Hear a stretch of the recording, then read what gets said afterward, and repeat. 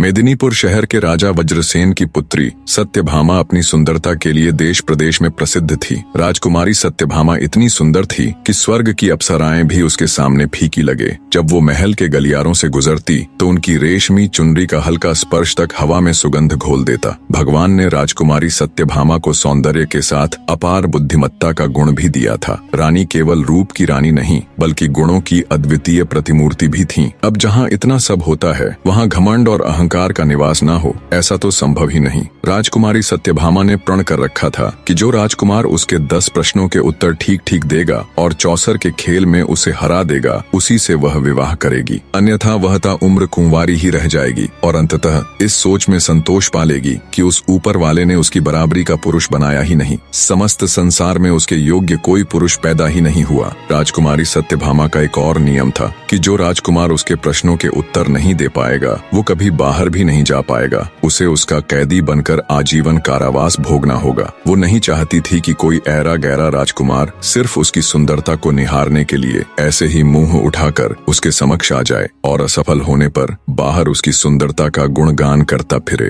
राजकुमारी सत्यभामा का मानना था जिस पुरुष ने उसे एक बार देख लिया वो या तो उसका पति होगा या फिर ताउम्र के लिए उसका कैदी। इतने सख्त नियमों के बावजूद कई राजकुमारों ने खुद को बुद्धिजीवी मानते हुए राजकुमारी की परीक्षा में भाग लिया और फलस्वरूप वे सभी उसके कैदी बनकर रह गए। पर फिर एक दिन ऐसा हुआ जो आज तक नहीं हुआ था। एक राजकुमार किसी तरह उसके कैद खाने से निकलकर भागने में सफल हो गया। वह जंगल में इधर उधर भटकने लगा और भटकते हुए बुदबुदाने लगा, हे मालिक, या तो मुझको उठा ले या राजकुमारी सत्यभामा के दर्शन करा दे। नहीं चाहिए मुझे ऐसी जिंदगी जिसमें वो न हो। राजकुमारी के विरह में वो व्याकुल होकर मारा मारा फिर रहा था। एक दिन वह चंद्रावती नामक नगर के बाहर जा पहुंचा। उसी समय राजा वीरसेन भी शिकार खेलता हुआ उधर आ निकला। राजकुमार उस समय भी वहीं बातें बुदबुदाते हुए विलाप सा कर रहा था। उसके विरह भरे शब्द सुनकर राजा वीरसेन उसके पास आया और उसकी दुर्दशा देखकर पूछने लगा, तुम पर ऐसी क्या विपत्ति आ पड़ी है जो तुम इतने व्याकुल हो रहे हो? राजकुमार बोला, मुझसे मेरा हाल ना पूछो, मेरे प्राण निकलने वाले हैं। मुझे तो बस अब हर जगह वो नजर आती है।